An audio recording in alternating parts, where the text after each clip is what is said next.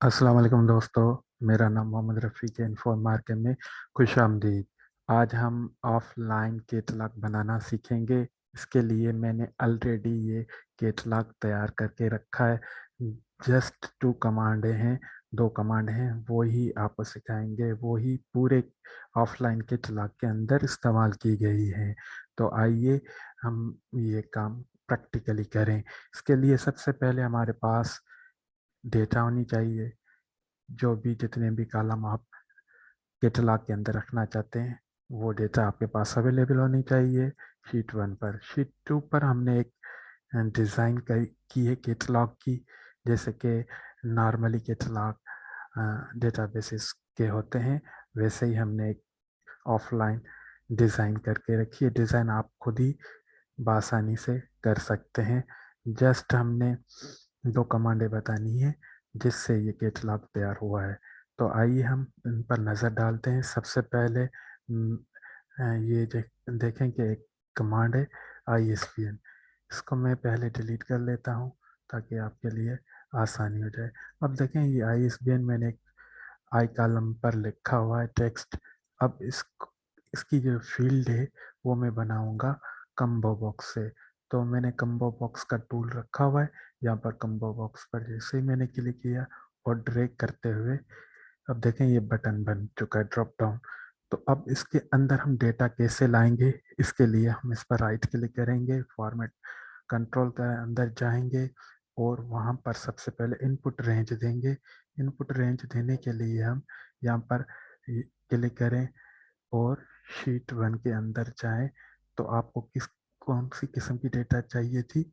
हमें ISBN की। तो ISBN की जितनी भी डेटा है इस कॉलम के अंदर, वो स्टार्टिंग से लेकर एंड तक हमें उसकी रेंज देनी है।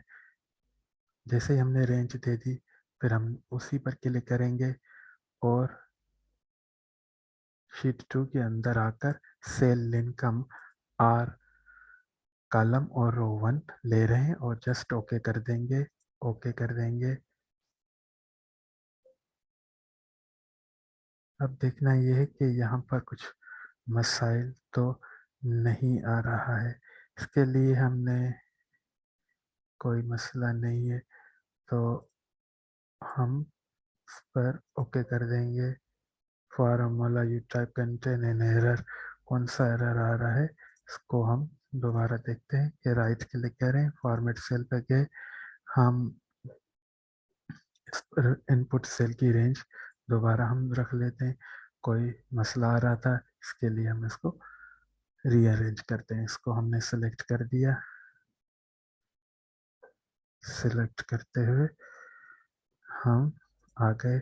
फिर हम इनपुट सेल लिंक पर जैसे ही क्लिक करेंगे तो हम सेकेंड शीट के अंदर आकर वही आर कॉलम और रो 1 का हमने लिंक दिया, जस्ट ओके कर दिया। अब देखें कि ये हमारा काम रेडी हो चुका है। इस पर क्लिक करें, देखें तमाम ISBN आ चुके हैं। ऐसे मैंने आतर का भी लिया, ऐसे टाइटल का भी लिया, लोकेशन का भी लिया। अब इंडेक्स बनाने के लिए यहाँ पर मैंने तो सबकी इंडेक्स तो ऑलरेडी क्रिएट कर ली है। जस्ट आपके सीखने के लिए यहाँ पर मैंने is equal to index command इस्तेमाल की, INDEX ब्रैकेट स्टार्ट। और इंडेक्स करने के लिए मैं दोबारा गया फार्मूला लगाने के लिए शीट 1 के अंदर। शीट 1 के अंदर इनको भी हमें इंडेक्स करना है। तो इसके लिए हम इसको ISBN, तो ISBN भी इंडेक्स तो ऊपर कम्बो बॉक्स में भी आ रहा है और नीचे इंडेक्स कमांड के थ्रू भी हम इस डेटा को पिकअप कर सकते हैं। अब देखें हमने रेंज दे दिया, दोबारा हम आए इसी कॉलम पर कामा लगा दी।